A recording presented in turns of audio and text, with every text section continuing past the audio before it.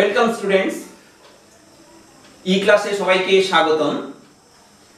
আমরা গত ভিডিওতে শুরু করেছিলাম তড়িৎ প্রবাহ রাসায়নিক বিক্রিয়ার প্রথম পার্ট।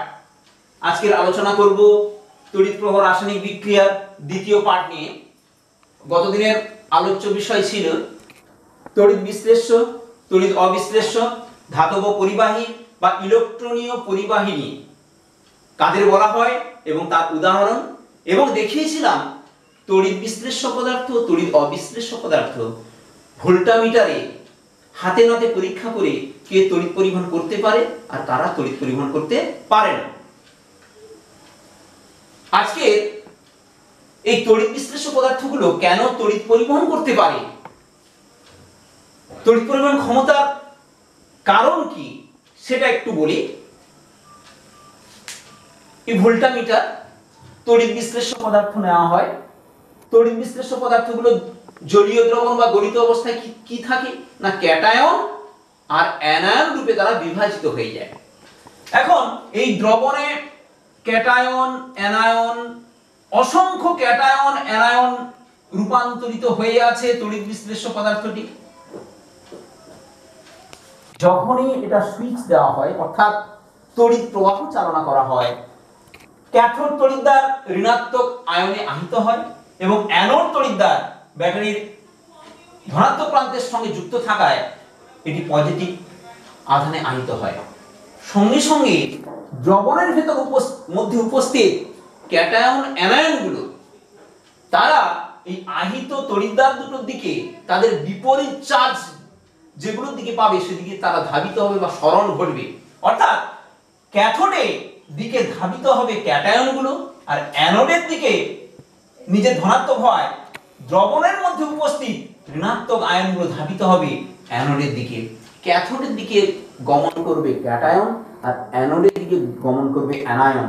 এই অ্যানায়ন এবং ক্যাটায়নের এই যে তড়িৎদ্বারের দিকে গমন এবং সেখান থেকে ক্যাটায়ন দ্বারা ইলেকট্রন গ্রহণ এবং অ্যানায়ন দ্বারা ইলেকট্রন বর্জন কি সম্পূর্ণ করবে না, এই বর্তনীটা সম্পূর্ণ করবে।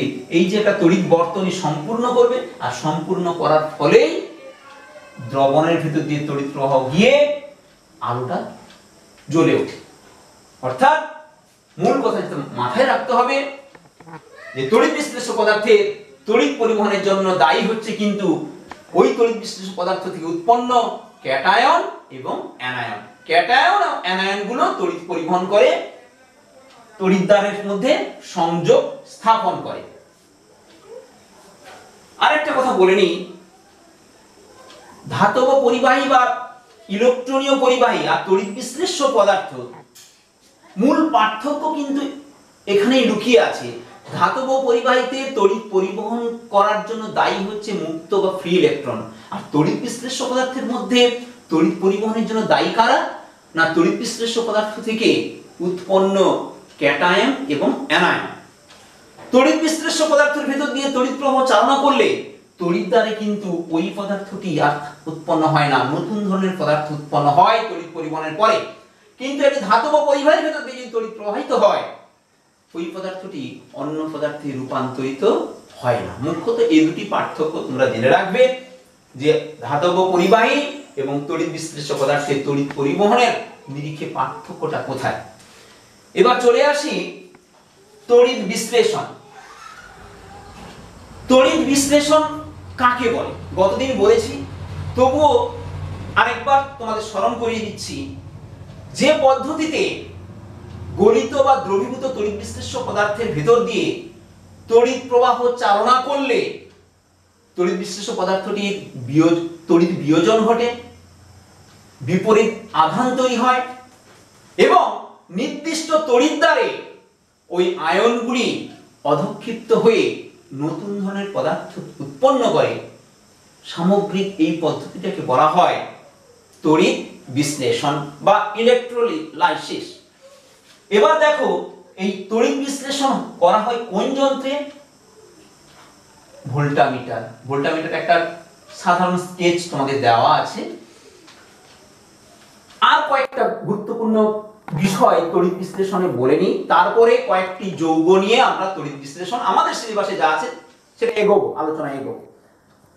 তড়িৎ বিশ্লেষণের মুখ্য গুরুত্বপূর্ণ বিষয় হলো এই ভোল্টামিটারের ভিতর দিয়ে তড়িৎ প্রবাহ চালনা করা হয়, সেই তড়িৎ প্রবাহ সমপ্রবাহী তড়িৎ হতে হবে, অর্থাৎ ডিসি কারেন্ট। এসি কারেন্ট দিয়ে তড়িৎ বিশ্লেষণ হয় না, বা পরিবর্তী প্রবাহী তড়িৎ বা এসি কারেন্ট দিয়ে কিন্তু তড়িৎ বিশ্লেষণ হয় না। তড়িৎ বিশ্লেষণের সময় অবশ্যই ক্যাথোডে যায় ক্যাটায়নগুলি এবং অ্যানোডে যায় অ্যানায়নগুলি। ক্যাথোডে ক্যাটায়নগুলি গমন করে ইলেকট্রন গ্রহণ করে তার পরমাণুতে রূপান্তরিত হয়।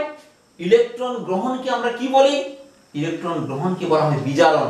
তাই ক্যাথোডে বিজারণ বিক্রিয়া সম্পন্ন হয়, আর অ্যানোডে অ্যানায়নগুলো যায়, অ্যানোডে ইলেকট্রন বর্জন করে। ইলেকট্রন বর্জনকে আমরা কি বলি? জারণ। তাই অ্যানোডে ঘটে জারণ আর ক্যাথোডে ঘটে বিজারণ। মুখ্যত এই বিষয়টি তোমরা অবশ্যই মনে রাখবে তড়িৎ বিশ্লেষণে। এবার আমরা চলে যাই, আমাদের সিলেবাসে তিনটে আছে, মুখ্য তোমাদের মনে রাখতে হবে। জলের তড়িৎ বিশ্লেষণ, সোডিয়াম ক্লোরাইডের তড়িৎ বিশ্লেষণ এবং কপার তড়িৎদ্বারে কপার সালফেট বা তুতের দ্রবণের তড়িৎ বিশ্লেষণ। জলের প্রথমে আমরা যাব জলের তড়িৎ বিশ্লেষণ। জলের তড়িৎ বিশ্লেষণ। গতদিন আমি দেখিয়েছি বিশুদ্ধ জল কিন্তু তড়িৎ কুপরিবাহী, তড়িৎ অবিশ্লেষ্য পদার্থ, তড়িৎ পরিবহন করতে পারে না। তাহলে স্যার আজ কি বলছেন আপনি জলের তড়িৎ বিশ্লেষণ, এটা কি করে হয়? জলের অর্থাৎ বিশুদ্ধ জলের তড়িৎ বিশ্লেষণ নয়, এই জলের মধ্যে সামান্য পরিমাণ লঘু সালফিউরিক অ্যাসিড, হাইড্রোক্লোরিক অ্যাসিড বা লঘু তীব্র ক্ষার সোডিয়াম হাইড্রোক্সাইড বা পটাশিয়াম হাইড্রোক্সাইড যোগ করলে জল কিন্তু তখন তড়িৎ পরিবহন ক্ষমতা লাভ করে। বিশুদ্ধ জলে H+ আয়ন ও OH- আয়নের বিয়োজন হয় না, খুব কম মাত্রা থাকে। কিন্তু মৃদু অ্যাসিড বা মৃদু অ্যাসিড, লঘু অ্যাসিড বা লঘু ক্ষার যদি আমরা যোগ করি, ওই জলের কিন্তু বিয়োজন মাত্রা অনেকটাই বেড়ে যায়, তখন কিন্তু তড়িৎ পরিবহনের জন্য ও উপযোগী হয়ে ওঠে। তাহলে এবার এগোচ্ছি আমি জলের তড়িৎ বিশ্লেষণে। তাহলে তড়িৎ বিশ্লেষ্য পদার্থ অর্থাৎ ভোল্টামিটারে আমরা তড়িৎ বিশ্লেষ্য রূপে কাকে নেওয়া হবে? তো এটা বলে রাখি, জলের তড়িৎ বিশ্লেষণের এই যে ভোল্টামিটার আমরা ব্যবহার করা হয় না। জলের তড়িৎ বিশ্লেষণে একটা বিশেষ ধরনের যান্ত্রিক অ্যারেঞ্জমেন্ট থাকে, সেখানে তড়িৎদ্বারগুলো উপর দিকে থাকে, বিদ্যুৎ প্রবাহ নিচ থেকে চালনা করা হয় এবং তড়িৎদ্বারগুলোর উপর কাঁচের পাত্র উপর করা থাকে উৎপন্ন গ্যাসগুলো সঞ্চিত করে রাখার জন্য। এবার চলে তড়িৎ বিশ্লেষ্য পদার্থে কি ব্যবহার করা হয় এখানে? না, অ্যাসিড মিশ্রিত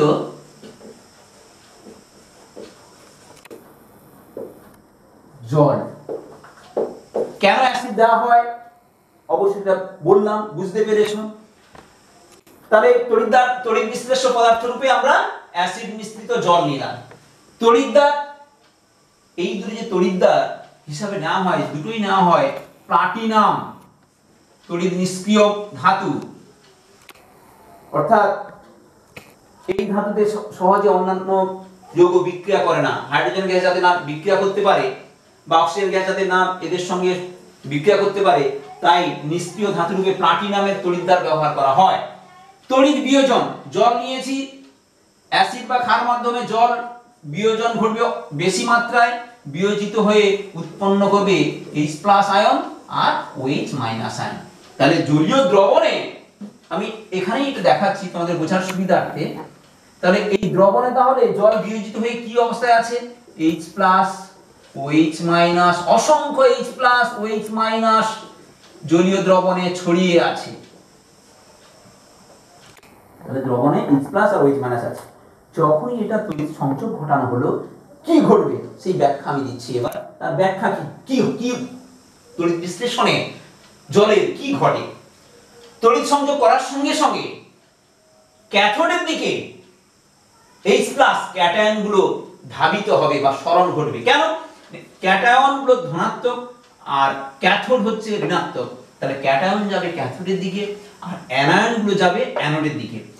হাইড্রোজেন প্লাস ক্যাথোডে গিয়ে ওখান থেকে ইলেকট্রন গ্রহণ করবে, করে দুটো হাইড্রোজেন পরমাণুতে রূপান্তরিত হবে।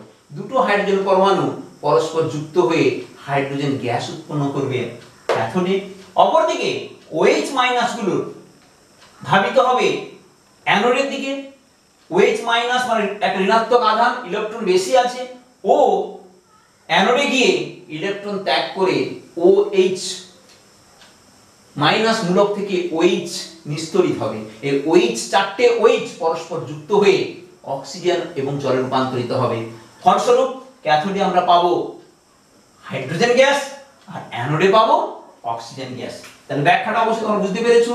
তড়িৎ দ্বারা তাহলে কি বিক্রিয়া ঘটছে না, ক্যাথোডে তাহলে কারা যাচ্ছে H+ আয়ন ক্যাথোডে ইলেকট্রন নিয়ে তৈরি করলো H পরমাণু। দুটো H পরমাণু পরস্পর দুটো H পরমাণু যুক্ত হয়ে হাইড্রোজেন গ্যাস। এটা কি বিক্রিয়া? ইলেকট্রন গ্রহণ করছে বলে এটা হচ্ছে বিজারণ বিক্রিয়া। অপরদিকে OH মাইনাস কি করলো? অ্যানোডে গেল, অ্যানোডে গিয়ে ইলেকট্রন ত্যাগ করলো।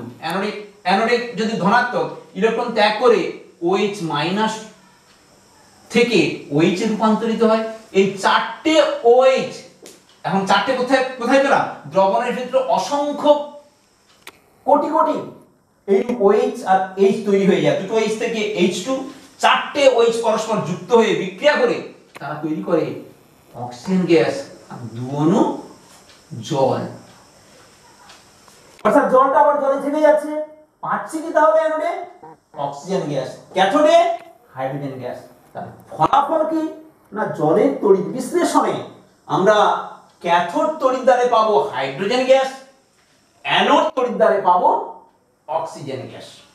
এখন উৎপন্ন হলো ওই গ্যাসগুলোকে আমরা যদি গ্যাস আধারে ধরে নিই, তাদের আয়তন অনুপাত হয়, অর্থাৎ হাইড্রোজেন এবং অক্সিজেন গ্যাসের আয়তন অনুপাত হবে 2:1। যদি আমার 2 লিটার হাইড্রোজেন গ্যাস ক্যাথোডে উৎপন্ন হয়, 1 লিটার পাবো অ্যানোডে। যদি আমার 100 লিটার হাইড্রোজেন গ্যাস ক্যাথোডে উৎপন্ন হয়, 50 লিটার অক্সিজেন গ্যাস পাবো অ্যানোডে। আশা করি জলের তড়িৎ বিশ্লেষণটা অবশ্যই বুঝতে পেরেছো। এবার এগোচ্ছি আরেকটি তড়িৎ বিশ্লেষ্য পদার্থের তড়িৎ বিশ্লেষণ তার পদ্ধতি নিয়ে। সেটা হচ্ছে সোডিয়াম ক্লোরাইড। সোডিয়াম ক্লোরাইডের তড়িৎ বিশ্লেষণ। সোডিয়াম ক্লোরাইডের গণিত, সোডিয়াম ক্লোরাইডের তড়িৎ বিশ্লেষণ। এখন গণিত কথা কেন বললাম? সোডিয়াম ক্লোরাইডের জলীয় দ্রবণ নিয়ে তড়িৎ বিশ্লেষণ করলে কিন্তু আমরা নরমাল যে বিক্রিয়া হওয়ার কথা সেটা হয় না। এখানে সোডিয়াম ক্লোরাইডের গলিত সোডিয়াম, তাপে সোডিয়াম ক্লোরাইডকে গলিয়ে দেওয়া হয়। সেই সোডিয়াম ক্লোরাইডের তড়িৎ বিশ্লেষণ কিভাবে হয় সেটা নিয়ে এবার আলোচনা করছি। সোডিয়াম ক্লোরাইড নিয়েছি, তার তড়িৎ বিশ্লেষ্য কি না, গলিত NaCl। অর্থাৎ আমাদের খাদ্য লবণকে গলিয়ে নেওয়া হয়েছে উচ্চ তাপে, তরল অবস্থায় আছে। কোথায় আছে? এই ভোল্টামিটারের মধ্যেই আমরা সোডিয়াম ক্লোরাইডের তরলকে নিয়েছি, তাপ দিয়ে গলিয়ে দেওয়া আছে। তড়িৎদ্বার রূপে কি নেওয়া হয়? এখানে ক্যাথোড রূপে নেওয়া হয় লোহার দণ্ডকে, Fe। এই ক্যাথোডে থাকে Fe দণ্ড আর অ্যানোডে থাকে গ্রাফাইট।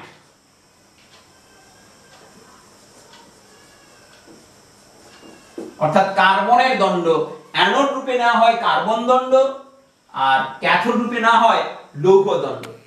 তড়িৎদ্বার জানলাম, ভোল্টামিটারের অ্যারেঞ্জমেন্টটা করছি। তড়িৎ বিয়োজন কে আছে? Sodium chloride. সোডিয়াম ক্লোরাইড গলিত অবস্থায় কি হয় আমরা জানি, অলরেডি জেনে ফেলেছি। সোডিয়াম ক্লোরাইড আয়নিত হয়ে Na+Cl- উৎপন্ন করলো। ব্যাখ্যা অর্থাৎ কি ঘটে তড়িৎ সংযোগ করলে, অর্থাৎ এই দ্রবণের ভেতরে তাহলে কিন্তু সোডিয়াম অনুরূপে বা যৌগ রূপে নেই, সবগুলো সোডিয়াম প্লাস Cl-, Na+Cl-, চারিদিকে এরূপ দ্রবণের ভেতর ছড়িয়ে আছে Na+Cl-,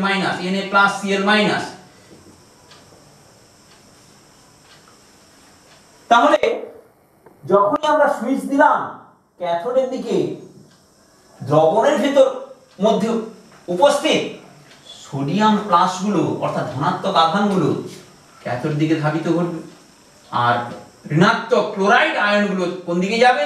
অ্যানোডের দিকে তাদের সরণ ঘটবে এবং তারা তার নির্দিষ্ট তড়িৎদ্বারে গিয়ে ইলেকট্রনের গ্রহণ বা বর্জন করবে।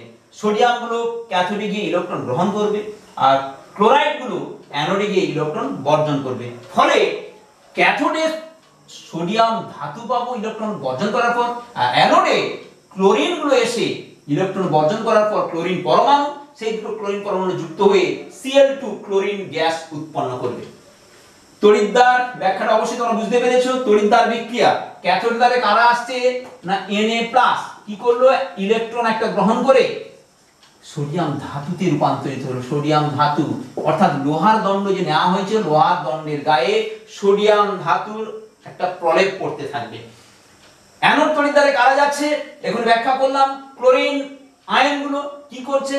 ক্লোরিন আয়ন অ্যানোডে গিয়ে অ্যানোড যে ধনাত্মক আধান ওই ইলেকট্রনকে দিয়ে দিল, যেহেতু ইলেকট্রন চাইছে, ইলেকট্রন দিয়ে ক্লোরিন পরমাণু রূপান্তরিত হয়। এই ক্লোরিন পরমাণু, দুটো ক্লোরিন পরমাণু সংযুক্ত হয়ে তৈরি করে Cl2 ক্লোরিন গ্যাস। ফলাফল কি? সোডিয়াম ক্লোরাইডের গলিত অবস্থায় তড়িৎ বিশ্লেষণ করলে তার ফল কি পাই?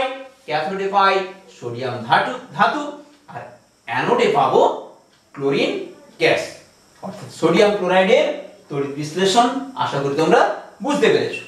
এবার আসি সর্বশেষ আরেকটি যৌগ, তুতে।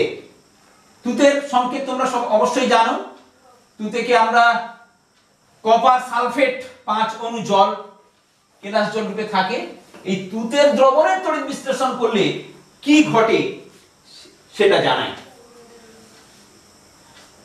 কপার তড়িৎদ্বার দ্বারা কপার সালফেট দ্রবণের তড়িৎ বিশ্লেষণ, কপার তড়িৎদ্বার দ্বারা কপার সালফেট দ্রবণের তড়িৎ বিশ্লেষণ। ভেরি ভেরি ইম্পর্টেন্ট, এই কথাটা কিন্তু উল্লেখ থাকবে। তড়িৎদ্বার এখানে উল্লেখ থাকে, তড়িৎদ্বার ভিন্ন হয়ে গেলে উৎপন্ন পদার্থ তড়িৎদ্বার নির্দিষ্ট তড়িৎদ্বারগুলিতে আলাদা হয়। তোমাদের এখানে যেটা আছে তড়িৎদ্বার রূপে, অর্থাৎ এই যে অ্যানোড আর ক্যাথোড দুটোই কপারের দণ্ড নিয়ে নেওয়া হয়, নিয়ে তড়িৎ বিশ্লেষ্য রূপে কাকে দেওয়া হয় না সামান্য H2SO4 মিশ্রিত CuSO4 দ্রবণ। তড়িৎ কপার সালফেটের তড়িৎ পরিবহন ক্ষমতা H2SO4 এর উপস্থিতি আরো বেশি হয়, তাই এতে সামান্য H2SO4 দিয়ে কপার সালফেটের জলীয় কপার সালফেটের দ্রবণ নেওয়া হয়। ক্যাথোডে কি আছে এখনই বললাম, তড়িৎদ্বার রূপে এখানেও কপার, আর অ্যানোডও কি দিয়ে তৈরি? কপার দণ্ড দিয়ে, কপারের দণ্ড দিয়ে ক্যাথোড ও অ্যানোড তৈরি। তড়িৎ বিয়োজন, কপার সালফেট দ্রবণে কপার সালফেট আয়নিত হয়ে, তীব্র তড়িৎ বিশ্লেষ্য পদার্থ আয়নিত হয়ে তৈরি করে কপার 2+ যোজ্যতা 2 আর সালফেট SO4 2-, 2 একক ঋণাত্মক আধান, এই 2 একক ধনাত্মক আধান। তাহলে দ্রবণে কপার সালফেট আছে। এবং আরো একটা মজার বিষয় আছে, অবশ্যই দেখো, যেহেতু জল আছে, সালফিউরিক অ্যাসিড আছে, জলও আয়নিত হয়ে উৎপন্ন করবে H+ আয়ন আর OH- আয়ন। সালফিউরিক অ্যাসিড থেকে দেখো সালফেট আসবে, H+ আছে, তাহলে এই সালফিউরিক অ্যাসিড মিশ্রিত কপার সালফেট দ্রবণে কিন্তু আমরা দুটো যৌগের, তিনটে যৌগেরই আয়ন ঘটে। কি কি আয়ন পাবো? কপার 2+, আবার H+ পাবো। অ্যানায়ন রূপে কি পাবো? সালফেট আয়ন পাবো, OH- আয়ন পাবো। তড়িৎ বিশ্লেষণ, তড়িৎ প্রবাহ চালনা করেছি সুইচ দিয়ে। কি ঘটবে? যেহেতু তড়িৎদ্বার রূপে এখানে কপার দণ্ড দুটো দেওয়া আছে, এখানে বিশেষ করে তোমাদের অবশ্যই ভালো করে মনে রাখতে হবে, ক্যাথোডের দিকে কেবলমাত্র ধাবিত হবে কপার 2+। তাহলে H+ এর কি ঘটবে? বলছে কপার প্লাস এবং H+ এর মধ্যে কপার 2+ এর ইলেকট্রন নিয়ে বিজারিত হওয়ার প্রবণতা বেশি। কার চেয়ে? না H প্লাসের চেয়ে? H প্লাসের চেয়ে কপার 2+ এর বিজারণ বিভব বলে একটা কথা আছে, পরে তোমরা জানবে। বিজারণ বিভব যেহেতু কপার 2+ এর বেশি H প্লাস অপেক্ষা, তাহলে ক্যাথোডের দিকে কে ধাবিত হবে? কপার ধাবিত হবে। সেখানে H প্লাস যাবে না। যতক্ষণ না কপার শেষ হচ্ছে দ্রবণ থেকে, ততক্ষণ পর্যন্ত H প্লাস কিন্তু ক্যাথোডে গিয়ে ইলেকট্রন গ্রহণ করতে পারবে না। তাহলে ক্যাথোডে কার গমন ঘটবে? না কপার 2+ এর। কারণ কি? না H প্লাস অপেক্ষা কপারের বিজারিত হওয়ার প্রবণতা, ইলেকট্রন গ্রহণ প্রবণতা বেশি। অ্যানোডের দিকে কি আসবে? অ্যানোডের দিকে দেখো ব্যাপারটা কি হয়ে আছে, দেখো SO4 2- আছে, OH- আছে। তাহলে এই দুটোর মধ্যে যে কোনো একজন যাবে? কিন্তু না, সেখানেও একটা ব্যতিক্রমী বিষয় আছে। অ্যানোডে আমরা কি তড়িৎদ্বার? অ্যানোড কপার দণ্ড আছে। অ্যানোড কপার দণ্ড কি করবে? এখানে OH- SO4 2- এর তুলনায় কপার ধাতু এরাও কি করবে? এরা যদি পৌঁছতো তাহলে কি করতো? ইলেকট্রন এখানে দান করতো, OH- ইলেকট্রন দিত, SO4 ইলেকট্রন দিত, কারণ ইলেকট্রন ঘাটতি আছে। কিন্তু কপার দণ্ড নিজে কপার ধাতু দিয়ে তৈরি হয়। কপার ধাতু নিজে দুটো ইলেকট্রন ত্যাগ করে কপার 2+ আয়নে এই যে জারণ, এই জারণ ধর্মটা, অর্থাৎ কপার থেকে কপার 2+ এ ইলেকট্রন বর্জন করার প্রবণতা সালফেট আয়ন বা OH- আয়ন অপেক্ষাও বেশি। অর্থাৎ কপার এখানে দুটো ক্ষেত্রে ডমিনেন্ট করছে, ইলেকট্রন গ্রহণ এবং ইলেকট্রন বর্জনের ক্ষেত্রে। ফলস্বরূপ কি ঘটে? ক্যাথোডে কপার দণ্ডে কপার সঞ্চিত হয়, আর অ্যানোডে OH- সালফেট মাইনাস না গিয়ে কপার দণ্ড থেকে কপার পরমাণুগুলি দুটো ইলেকট্রন ত্যাগ করে কপার আয়নে পরিণত হয়। এই ইলেকট্রনগুলো এই দণ্ডে থাকে, এই কপার আয়নগুলো দ্রবণে চলে যায়। অর্থাৎ এখানে যে কপার আয়নের ঘাটতি ঘটেছিল, এখানে কপার সালফেট থেকে কপার Cu2+ ক্যাথোডে যাওয়ার ফলে সেই ঘাটতি পূরণ করে ফেলে এই দণ্ডের ক্ষয়। ফলস্বরূপ আমরা কি দেখতে পাই? কপার দণ্ডের অ্যানোডের ক্ষয় ঘটে, আর ক্যাথোডে কপার দণ্ড আস্তে আস্তে ওতে আরো কপার সঞ্চিত হয়ে কপার দণ্ড মোটা হতে থাকে। অ্যানোডের ক্ষয় এবং ক্যাথোডে কপার দণ্ডের কপারের প্রলেপ বৃদ্ধি পেতে থাকে। তাহলে ক্যাথোডে কি বিক্রিয়া ঘটছে? ক্যাথোডে বিক্রিয়া ঘটছে কপার 2+ দুটো ইলেকট্রন নিয়ে তৈরি হলো কপার ধাতু, আর অ্যানোডে কপার কিন্তু এই কপার নয়, এই অ্যানোড দণ্ডে যে কপার ছিল সে কি করছে? দুটো ইলেকট্রন বর্জন করছে, দুটো ইলেকট্রন বর্জন করে Cu2+ পরিণত হচ্ছে, আয়নে পরিণত হচ্ছে। ফলস্বরূপ ফলাফল কি? ক্যাথোডে কপার ধাতুর আস্তরণ করছে, অ্যানোডে কপার দণ্ডের ক্ষয় ঘটছে। অবশ্যই এই দুটো ভালো করে মনে রাখতে হবে যে কপার দণ্ড নিয়ে কপার সালফেট দ্রবণের তড়িৎ বিশ্লেষণ যদি আমরা করি, তাহলে ক্যাথোডে কপার ধাতু পাবো, আর অ্যানোডে কপার দণ্ডের ক্ষয় ঘটবে। তিনটে তড়িৎ বিশ্লেষ্য পদার্থের তড়িৎ বিশ্লেষণ আশা করি তোমরা বুঝতে পেরেছো।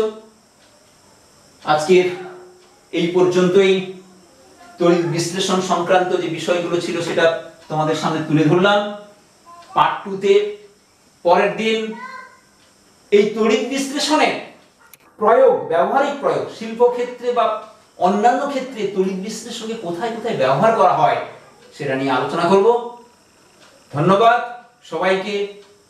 পরের ভিডিওর জন্য অবশ্যই অপেক্ষা করো।